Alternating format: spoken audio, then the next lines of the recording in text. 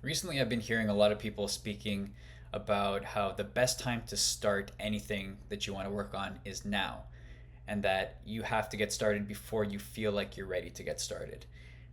That kind of has resonated with me because I dealt with that even before I started my podcast, and as I try to develop new video ideas like this one, there's always a bit of hesitance and feeling like you're not ready to kind of jump into it. And I'm trying to push myself past that and explore some of the reasons why we feel this way, why I imagine other people feel this way. And if you're one of those people, then maybe you can relate to this. I think one of the biggest reasons that people avoid getting started on doing things that they want to do is probably fear of failure, or at least perceived failure, feeling like they're not good enough, maybe imagining that people watching their videos are criticizing them, or even people that they know judging them for the things that they do if they don't feel like it's up to the standards that they set for themselves. And what I have to say about that is that we all have to be a little bit less hard on ourselves, I think. Sometimes we imagine that the people we know are judging us harshly when in fact they're a lot more compassionate than we give them credit for. I know that I am when I see people putting themselves out there and being vulnerable, even if it's, not maybe the greatest product in the world. I have absolute respect for people who are just chasing their dreams and kind of doing the things that they want to do, even if it's, they're not quite there yet, even if it's taking work, because those first few steps are the hardest steps to take, and everybody deserves some respect and encouragement for that. So I don't see that as a valid reason to discourage you from getting started, although I do understand that feeling. Nobody wants to feel like others are judging them, or nobody wants to look stupid or feel like they're looking stupid, or just not live up to their own, what they know that their own potential is. But it's something that you just have to get through. Other reasons, there's a lot of excuses that people make, and I've made them too. My gear is not good enough. The final product isn't going to look great. It's not as professional as what other people are putting out. We often compare ourselves to what others are doing, and if we can't live up to certain aspects of what others are doing, then it can be discouraging and kind of shut us down a little bit, and make us want to not go through with it. But I don't think, comparison is the thief of joy. Like that's a common quote that I think it rings super true, and we can't let that stop us from doing the things that we want to do. Because if we always compare to others, then we would never be good enough for anything. Time is another common excuse that a lot of people use. It's I don't have time, or the timing's not right. The list goes on, the excuses related to time. But the reality is that there may never be a better time. You might look back from the future and say, I wish I had started back then, when things were simpler and less complicated. Stuff happens in our lives that we aren't able to predict. You can't always tell what the future is going to hold. So you can't just wait around and hope that things are going to open up for you if you're not going to prioritize, what you want to do. So I don't have time really means I'm not prioritizing it right now. And believe me, I understand that too. I have two kids, and it never seems like there's enough time to do anything. But sometimes doing a little bit is better than doing nothing. And sometimes getting started provides the motivation that you need to continue and make it more of a priority going forward. So that can be the catalyst for actually getting more time, creating more time for whatever it is you want.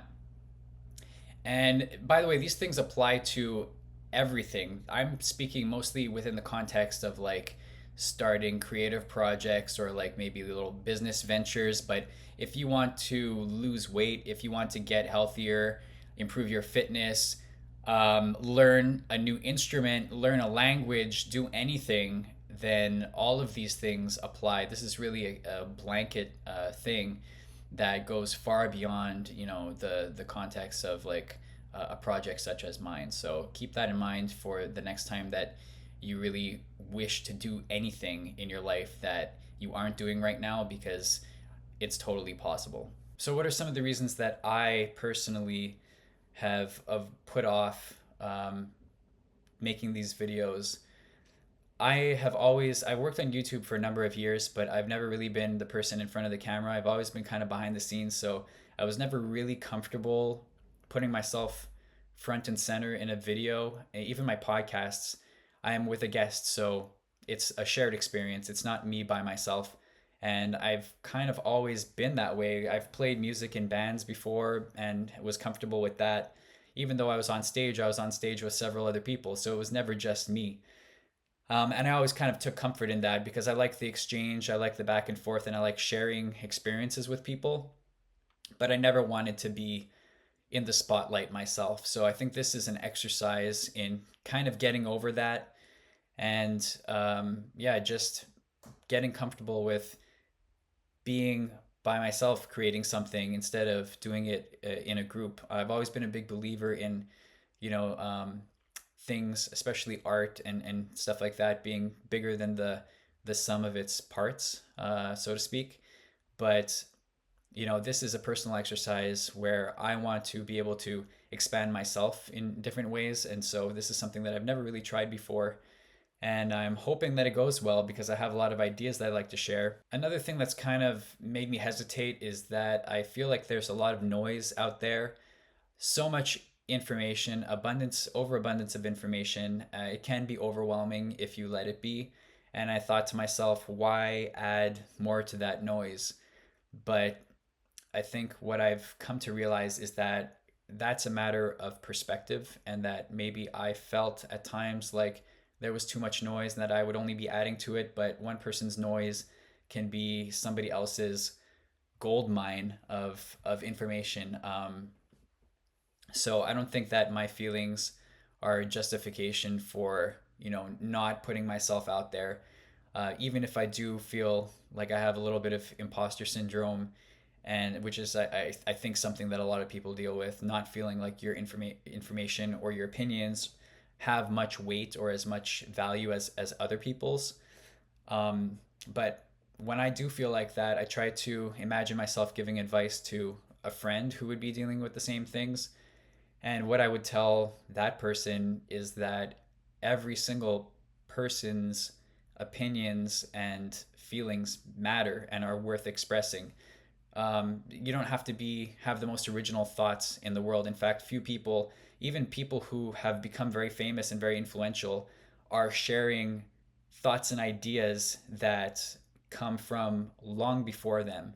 And it's just about repurposing, recontextualizing things and sharing things in a different way for a new audience and new generation. I think it's, in fact, even more important to be relatable than it is to be original these days, because people want to have a connection with others and feel like they have shared feelings with people, that they have something in common and that they're not alone. So there's probably a lot more value in opening yourself up and being vulnerable and in sharing your weaknesses with people than sharing the things that you're an expert in, or that your strong points, and just emphasizing those online, because that will not help anybody's self-esteem when it comes to feeling like you're just not alone, and that the feelings of not being good enough, everybody shares those. So if you can be, like I said, vulnerable and honest with people, I think that will go a long way. And that's the kind of stuff that I think I don't see enough of online. So yeah, that's kind of what I'm trying to do. The other thing that I kind of realized about my own personal motivation for making these videos is that if I can help a single person with any of my stuff, then to me it's worth it. Because not only am I doing this as like a personal exercise for myself, but I want other people to kind of see this and realize that maybe they share the same feelings, and that some of the work that I've done might be able to apply to them. And if I can do that for one person, then I feel like my job is done. And regardless of how many other videos are getting millions of views, if I could touch one person, then that's good enough for me. Ultimately, I think the biggest benefit of starting now and starting before you're ready is just the progress that you'll see in a short amount of time if you just take the leap and then recognize your shortcomings, your flaws, and then make adjustments and then try again, you will improve so rapidly. And I think that, well, that's what I've seen, at least with my podcast episodes. And I feel like the same thing will be true with these solo videos that I've started to do, because you can plan forever and ever, and you'll never truly feel like you're completely ready. But by the time you do actually start, after all of that planning, chances are it won't be perfect anyways, and you'll have to go back to the drawing board. So you might as well just give it a go from the beginning, make mistakes, learn quickly, adapt, and I think that you will make so much more progress in a short amount of time. So anyway, if you have felt any of these ways and relate to any of the things that I've said, please do let me know. Leave a comment. If there are any other ideas that you would like to hear me speak about, leave those as well. And if you haven't heard my podcast, I've had a bunch of great guests. We've spoken about all kinds of different topics relating to mindset, self-improvement, growth, and a lot more. So please check those out, and I'll see you next time.